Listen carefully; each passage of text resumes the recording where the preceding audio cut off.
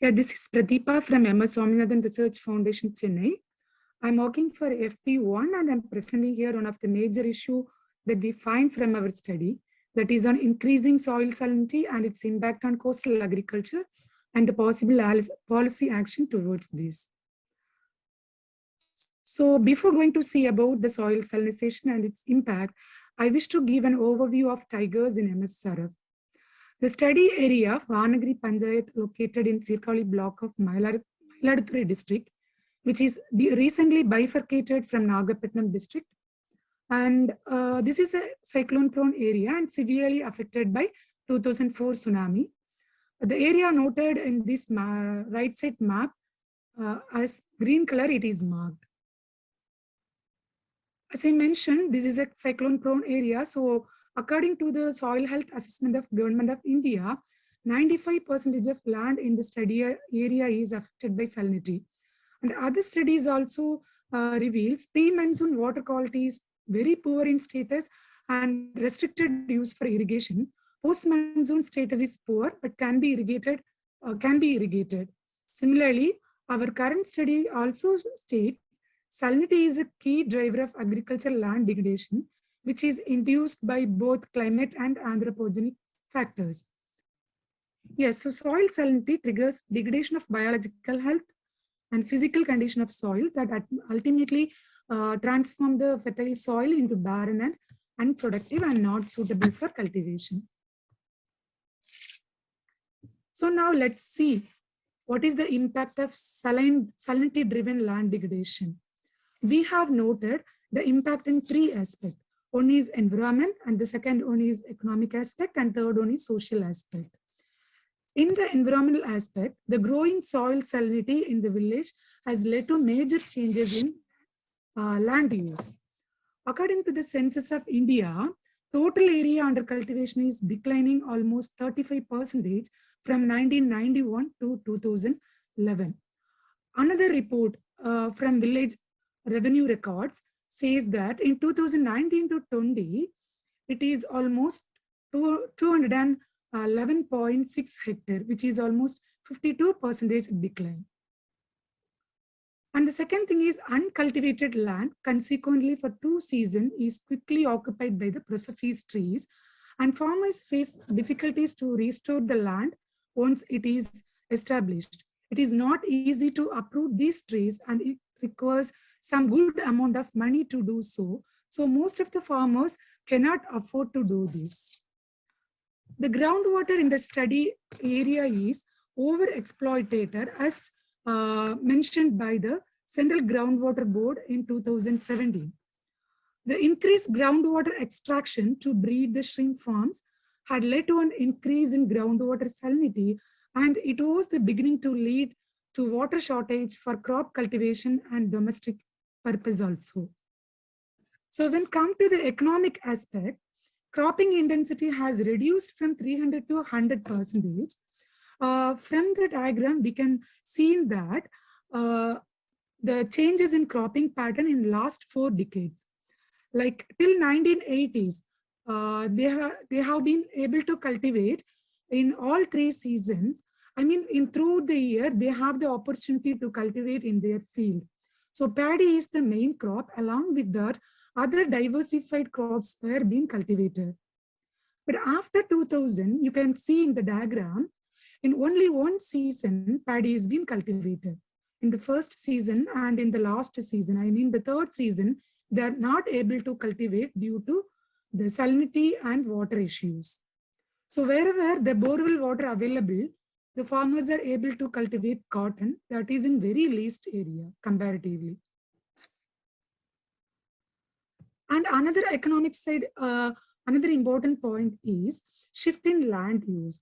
Like already I mentioned, in the environmental aspect, shrimp production company started in 1990. Subsequently, during 2000 also, many smallholders also converted their cultivable farmland into shrimp production unit.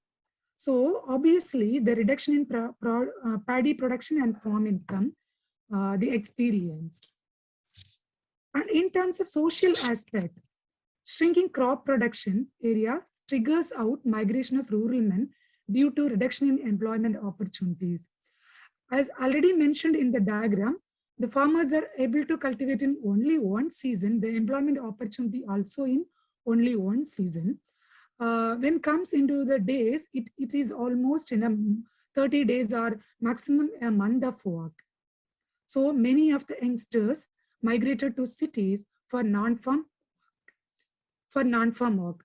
So non-farm income were regular and assured compared with the daily wages in agriculture. So from our study, we identified that farmers and farm laborers earn more wages from non-farming in last 2 decades. And the second point I can say in social aspect is, as an adaptation strategy to the rising salinity, in the recent years, farmers started to cultivate commercial crops instead of food crops in the paddy field. They cultivate cotton immediately after the paddy harvest, wherever the groundwater is relatively better. And in some areas, we could able to observe cashew cultivation also in wetland as well as in dry land. So once fertile delta area for food production is now witnessed for severe land degradation because of salinity. We are taking efforts to restore the degraded land by influencing the policymakers and implementers. Our assessment on the scope to revive the land with the existing policies and schemes shows possible outputs. There is a scope to enhance water management system through MG scheme, which is locally called 100 Days Program. The listed activities in this scheme will certainly helpful to improve the soil fertility as well as the quality of groundwater. Our team is now in discussion with the stakeholders to implement it to restore the degraded land and use it for crop cultivation, which gives additional assured livelihood to the cardholders of MG scheme. Additionally, the recent announcement of Tamil Nadu state government on increasing cultivable land by restoring fallow land within next 5 years gives us hope to support this steady village. Utilization of existing fallow development scheme under agriculture department will be useful to revive the agriculture land very soon.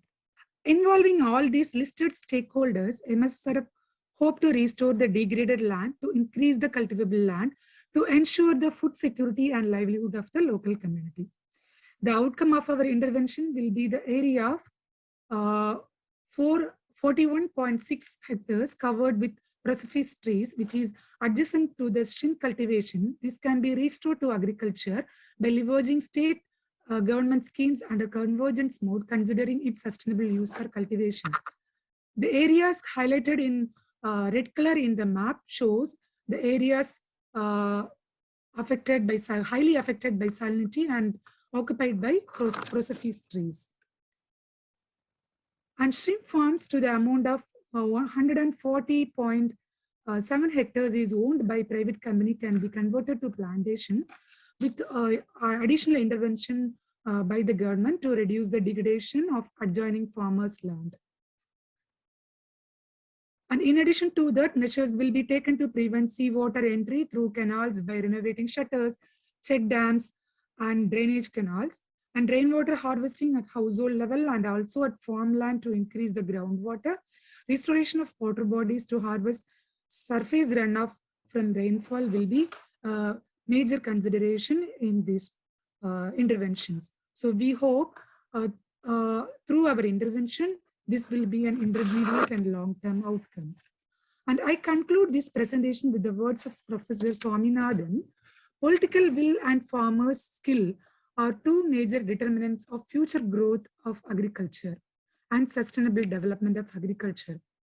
MSRF will act as a catalyst to enable both sustainable agriculture as well as to improve the skills of the farmers in coastal environment. So thank you for the opportunity.